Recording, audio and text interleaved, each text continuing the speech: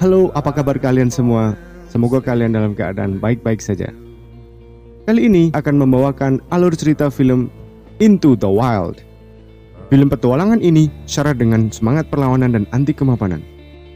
Kita akan menemukan banyak kutipan menarik dengan bahasa sastra yang khas. Seperti apa keseruannya? Simak sampai habis.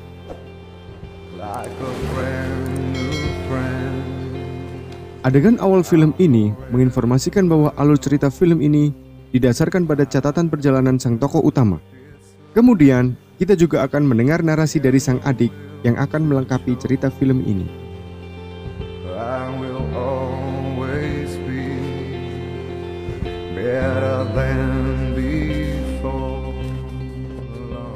Sebuah mobil bak terbuka berhenti di ujung jalan yang ditutup pada musim dingin pada sebuah daerah di Alaska. Sang pengemudi mengatakan bahwa ini adalah titik terjauh di mana dia bisa mengantarkannya. Sang penumpang pun turun. Dia adalah tokoh utama kita, Christopher McCandless. Dari titik ini, dia akan berjalan kaki sendirian menuju alam liar.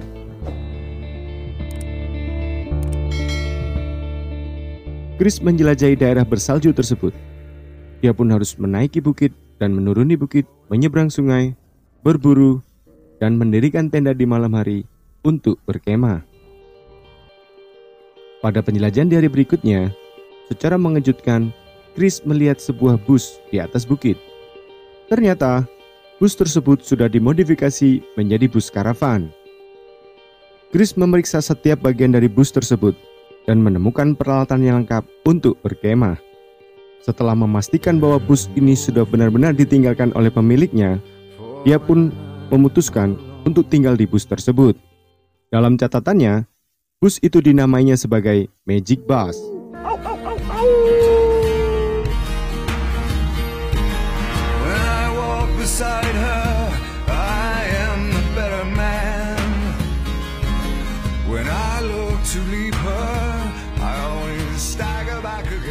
Scene kemudian berpindah pada peristiwa 2 tahun sebelum Magic Bus. Pada hari tersebut, Chris sedang diwisuda dari Universitas Emory di Atlanta. Acara tersebut dihadiri oleh ayah, ibu, dan adik Chris. Beberapa mahasiswa dipanggil untuk naik ke atas panggung dan mendapatkan penghormatan. Mereka telah dianggap memberikan kontribusi kepada masyarakat sekitar selama berkuliah, dan salah satunya adalah Chris. Dari catatan di jurnalnya, peristiwa wisuda ini mengingatkan Chris pada video wisuda ayah dan ibunya. Sebagaimana dirinya, ayah dan ibunya adalah mahasiswa yang berprestasi. Sayangnya, keputusan mereka untuk menikah adalah hal yang disesali oleh anak-anaknya. Dari sini kita akan tahu bahwa Chris dibesarkan dari keluarga yang tidak harmonis. Here they are, Walt, okay? Why is he letting Kareem drive his car? Cerita kemudian berlanjut pada perayaan kelulusan Chris di sebuah restoran. Chris datang bersama adik yang sangat disayanginya yang bernama Karen. Selang beberapa saat, Chris menyatakan kepada kedua orang tuanya bahwa dia akan melanjutkan kuliah hukum di Harvard. Mendengar hal tersebut, kedua orang tua Chris merasa sangat senang. Yang tidak mereka ketahui, ini adalah bagian dari rancangan besar yang sedang disiapkan oleh Chris. Mereka telah menyiapkan sejumlah uang dan sebuah mobil baru untuk Chris. Namun, Chris menolaknya dengan tegas.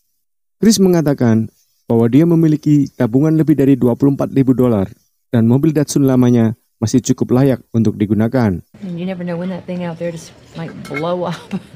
Are you guys crazy? It's a great car. I don't want a new car. Everything has to be difficult. Thank you. I just don't want anything. Melalui narasi Karen pada scene-scene berikutnya, Chris digambarkan sebagai orang yang mengukur dirinya dan orang-orang di sekitarnya dengan nilai-nilai etika dan nilai moral yang ketat. Dia berani mengambil resiko untuk menjalani hidup dalam kesunyian dan hanya bertemankan karakter-karakter dari buku yang dibacanya. Di antara pengarang favoritnya adalah Leo Tolstoy, Jack London, Nikolai Gogol, dan Thoreau.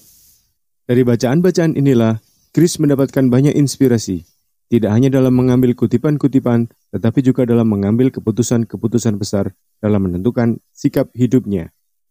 Dengan bekal pengetahuan yang dirasanya cukup, dan keadaan keluarga yang selama ini menekannya, Chris akhirnya semakin mantap untuk melakukan pengembaraan ke Alaska. Dia pun melaksanakan rancangan-rancangan yang selama ini telah direncanakannya dengan rapi dan melakukan beberapa persiapan. Di awal perjalanannya, dia masih menggunakan mobil lamanya.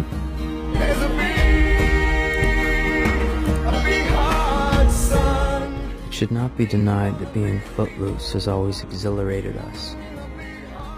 It is associated Dalam bab 1 jurnalnya, dia menuliskan kutipan berikut. Tidak bisa dipungkiri bahwa menjadi pengembara selalu mengembirakan kita.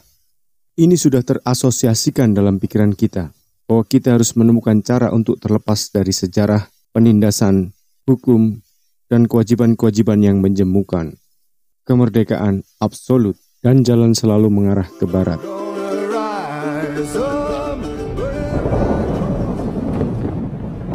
Di sebuah gurun, mobil Chris disapu oleh sebuah banjir bandang saat ia sedang tertidur lelap di malam hari. Ia pun terpaksa untuk meninggalkan mobil tersebut. Sebelum pergi, ia melepas plat nomor kendaraannya agar tidak meninggalkan jejak. Chris benar-benar ingin menghilang dan tidak ingin ditemukan oleh keluarganya. Dia pun menemukan nama baru untuk dirinya, Alexander Supertramp. Just put all your faith in how will it grow. Sementara Chris semakin jauh melanjutkan perjalanannya, orang tua Chris di Virginia mulai curiga karena surat-surat yang dikirimkan kepada Chris kembali kepada mereka. Mereka segera bergegas ke Atlanta, dan benar saja, menurut penjaga asrama, Chris sudah meninggalkan tempat itu beberapa bulan yang lalu. Karen memahami apa yang ada di dalam benak Chris, sebagaimana ia juga merasakan dalam hatinya. Tetapi ia tidak menduga bahwa Chris bisa senekat ini.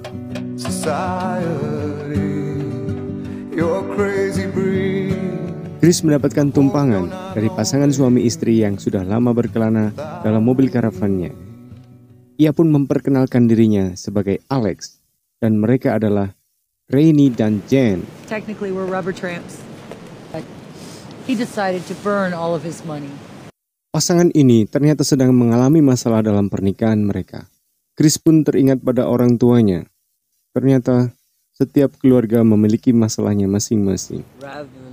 Jane sangat terkesan dengan pemikiran-pemikiran Chris, terutama ketika Chris mengutip pendapat dari Thoreau, penulis favoritnya, yang mengatakan bahwa daripada uang, ketenaran, cinta, dan takdir, beri aku kebenaran.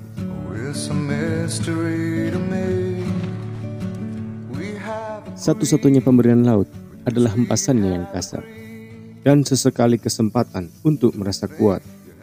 Kini, aku tidak tahu banyak tentang laut, tapi aku tahu bahwa demikianlah adanya ia di sini. Dan aku juga tahu betapa pentingnya dalam hidup untuk tidak menjadi kuat, tapi untuk merasa kuat.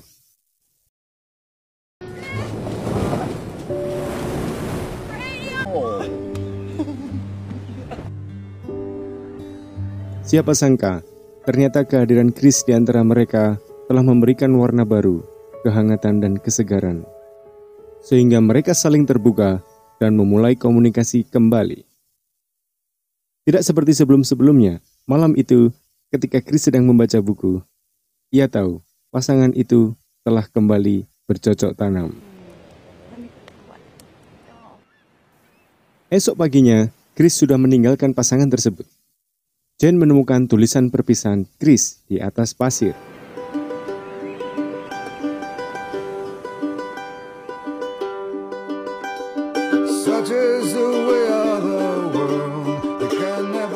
Pada bagian chapter 2 jurnalnya, Chris mencatatkan pengalamannya selama bekerja di ladang gandum milik seorang petani bernama Wayne. Di sini, Chris juga mempelajari tentang tanaman-tanaman yang bisa dimakan dan tidak boleh dimakan di hutan Alaska. Tidak hanya itu, Chris juga mengumpulkan pengetahuan tentang keterampilan berburu menggunakan senapan. Suatu malam di sebuah kedai, Chris mengutarakan rencananya untuk menjelajahi hutan Alaska kepada Wayne. Wayne mempertanyakan ide gila tersebut. Chris menjelaskan kepada Wayne bahwa dia sudah benar-benar muak dengan masyarakat di sekitarnya, terutama terhadap orang-orang yang munafik. society. Keesokan harinya, Wayne diciduk oleh agen FBI dan petugas kepolisian karena dia telah menjual alat penyadap siaran TV satelit secara ilegal. Wayne sempat mengingatkan Chris untuk tidak menjelajahi Alaska pada musim dingin, sebelum akhirnya Wayne digelandang masuk ke dalam mobil Bapak Inspektur.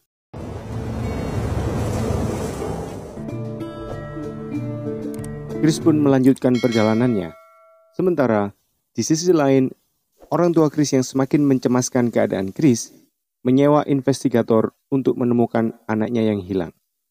Dan tentu saja, langkah tersebut tidak membuahkan hasil yang menggembirakan mereka. Hal yang akhirnya membuat mereka agak sedikit tenang adalah kesimpulan tim tersebut bahwa Chris memang benar-benar ingin menghilang dan bukan merupakan korban kejahatan. Karen menceritakan bahwa sebenarnya Chris telah mengetahui kebohongan besar yang selama ini dirahasiakan oleh ayahnya. Dia akhirnya mengetahui bahwa ayahnya telah berkeluarga sebelum menikahi ibu Chris dan Karen. Bahkan setelah Chris lahir, ayahnya tetap berhubungan dengan orang tersebut dan memiliki seorang anak. Chris merasa sangat terpukul dengan fakta tersebut. Ia merasa ayahnya telah melakukan pengkhianatan besar dalam hidupnya.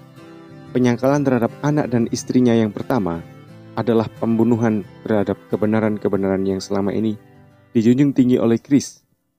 Segera setelah itu, Chris sempat menyatakan bahwa dia tidak ingin melanjutkan kuliah.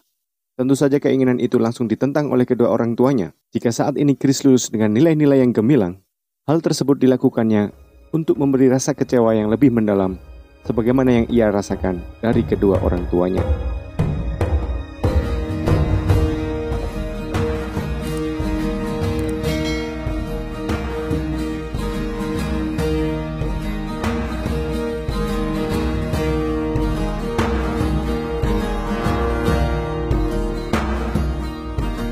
Setelah tiba di bagian barat Amerika, Chris tidak langsung menuju Alaska.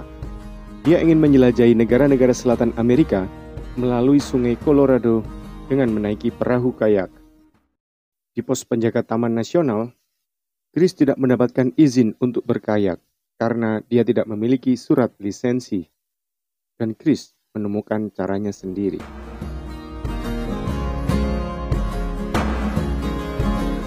Di pinggiran sungai itu, Chris bertemu dengan sepasang kekasih dari Copenhagen, Denmark. Chris mendapati bahwa pemandangan di daerah situ ternyata cukup indah.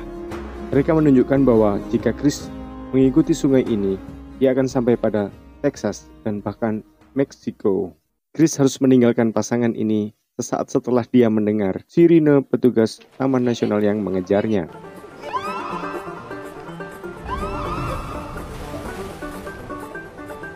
Setibanya di Meksiko, ternyata dia harus berurusan dengan petugas perbatasan.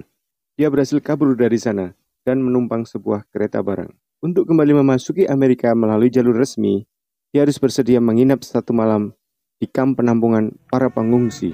Melihat pemandangan yang kontras pada malam itu, antara gedung-gedung mewah dan tempat-tempat kumuh, antara orang berkarir dan para gelandangan, Chris pun memutuskan untuk kembali menjadi penumpang gelap pada kereta barang. Sayangnya, keberuntungan Chris malam itu telah habis. Dia harus menerima tendangan dan pukulan pentungan dari petugas kereta api hingga membuat wajahnya memar. Kekerasan yang baru saja menimpanya mengingatkan Chris pada peristiwa masa lalunya, di mana dirinya dan Karen menjadi saksi kekerasan fisik dan kekerasan verbal yang dilakukan orang tua mereka. We have agreed with which we have agreed.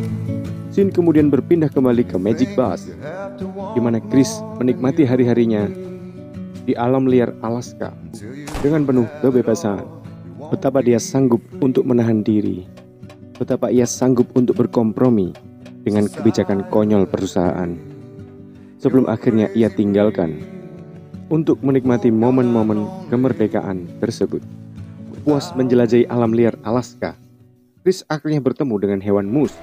Tidak sulit untuk menjatuhkan hewan tersebut dengan senapan yang ada di tangannya. Namun Chris mengalami kesulitan saat akan mengawetkan daging hewan besar tersebut. Saat mengasap daging untuk mengawetkannya, Chris teringat peristiwa barbeque bersama keluarganya dan merekonstruksi percakapan di antara mereka. Rupanya, suasana pesta barbeque atau suasana apapun dalam keluarga itu tidak pernah menyenangkan. You're crazy breed. I hope you're not lonely without me. Jane kemudian berpindah ke chapter 3 dalam jurnal Chris. Saat ini, ia berada di Slab City, kota berkumpulnya para hippies. Dan dia dipertemukan kembali dengan Jane dan Rainey. Di sini, Chris bertemu dengan seorang gadis yang jatuh hati padanya, yang bernama Tracy.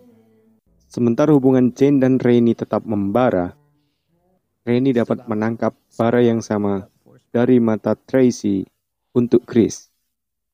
Keesokan harinya, Tracy sedang bersiap untuk menghidangkan kue apemnya. Namun Chris menolak dengan halus dan menyarankan untuk mereka melakukan konser musik bersama pada malam perayaan tahun baru tersebut.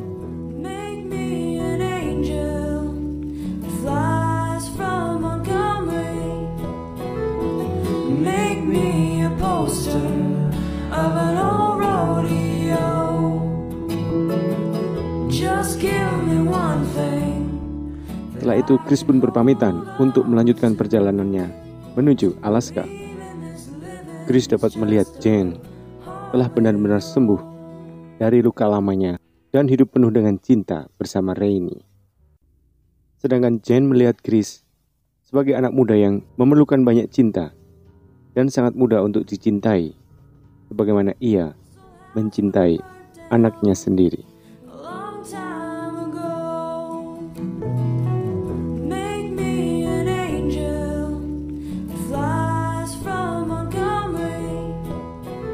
Kembali ke Magic Bus di minggu ke-9. Chris telah memperoleh pencerahan. Dia berencana untuk meninggalkan Alaska dan kembali kepada keluarganya. Saat ini, Chris sudah sampai pada kesimpulan dan dia menulis sebuah kutipan bahwa kebahagiaan hanya akan nyata ketika dibagikan. Sungai es yang diseberanginya di musim dingin, ternyata di musim panas ini telah berubah menjadi sungai dengan arus yang deras yang tak mungkin diseberanginya. Chris telah salah dalam perhitungan tentang hal tersebut, dan ia juga salah dalam memperhitungkan perbekalan yang dibawanya. Dengan terpaksa, ia pun harus kembali ke Magic Bus.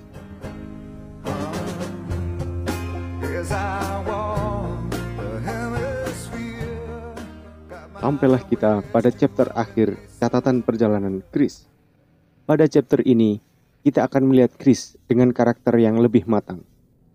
Ia seakan telah sembuh dari luka batin yang dialaminya dan menjalani hidupnya dengan penuh kesadaran. Pada pemberhentian ini, Chris bertemu dengan seorang lelaki tua bernama Ronald Franz. Kepada Mr. Franz, Chris kembali memperkenalkan dirinya sebagai Alex. Mr. Franz yang memberi tumpangan kepada Chris untuk kembali ke tendanya tidak pernah mengetahui bahwa di sekitar tempat yang telah ditinggalinya ada daerah yang bernama Oh My God Hot Spring. Tempat ini dipenuhi oleh kaum nudis dan Chris mendirikan tendanya tepat di atas daerah tersebut. Mr. Franz mengkhawatirkan keadaan Chris yang hidup berpindah-pindah dan dia mempertanyakan kenapa Chris tidak melanjutkan pendidikannya atau mengejar karir sebagaimana orang-orang muda pada umumnya. Chris meyakinkan Mr. Franz bahwa dia akan baik-baik saja. Dari pengetahuan yang dipelajarinya di bangku kuliah, Chris menyimpulkan bahwa karir adalah penemuan abad ke-20 yang tidak relevan dengan dirinya. Dan kehidupan yang dijalannya saat ini adalah pilihan hidupnya.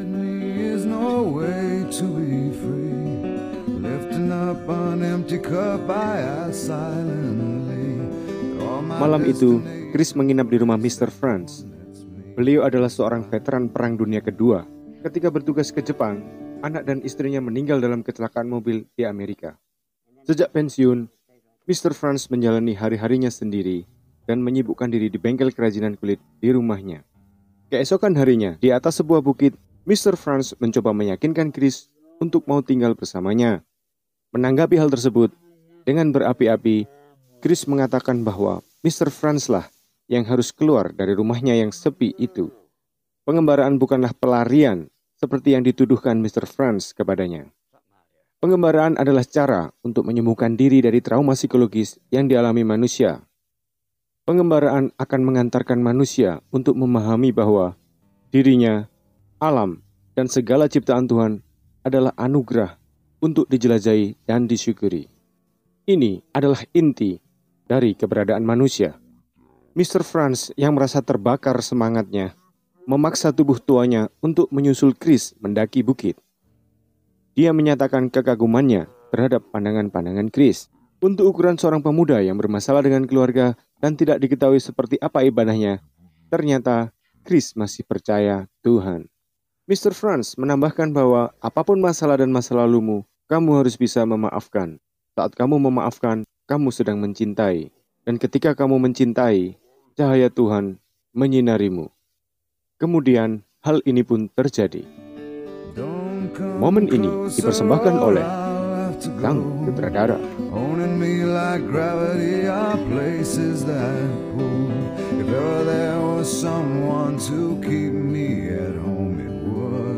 Untuk menghindari drama perpisahan, Chris mengendap-endap hendak meninggalkan rumah Mr. Franz pada suatu dini hari. Mr. Franz yang memergoki aksinya tersebut bukannya ingin menahan Chris, tetapi malah memberinya perbekalan dan beberapa peralatan untuk dibawanya ke Alaska. Sebelum benar-benar berpisah, di dalam mobil Mr. Franz mengutarakan maksudnya untuk mengadopsi Chris menjadi cucu angkatnya. Chris berjanji dia akan memberi keputusan sekembalinya dari Alaska.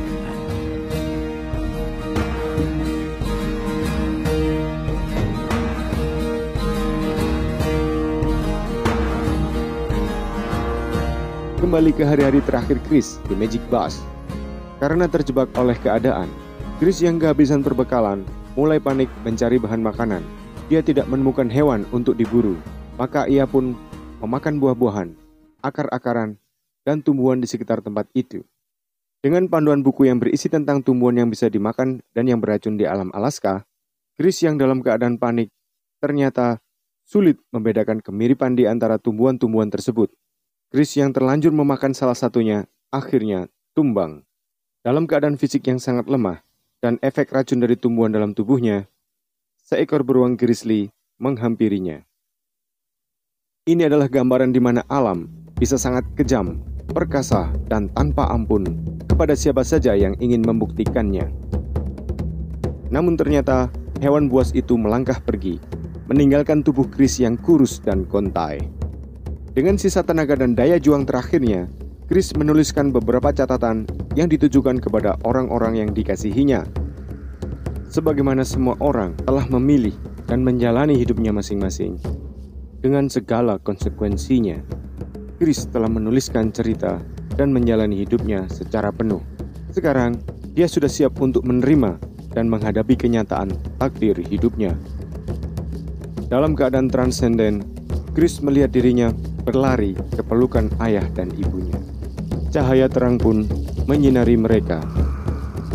Akhirnya, Chris menuju ke arah cahaya terang tersebut. Sampai di sini, film pun tamat. Kami tidak menyimpulkan pesan moral dari film ini, karena itu adalah tugas individu untuk Anda selesaikan di rumah masing-masing. Jangan lupa untuk mencuci tangan sebelum makan dan berdoa sebelum tidur. Serta selalu ingat dan waspada. Sampai jumpa.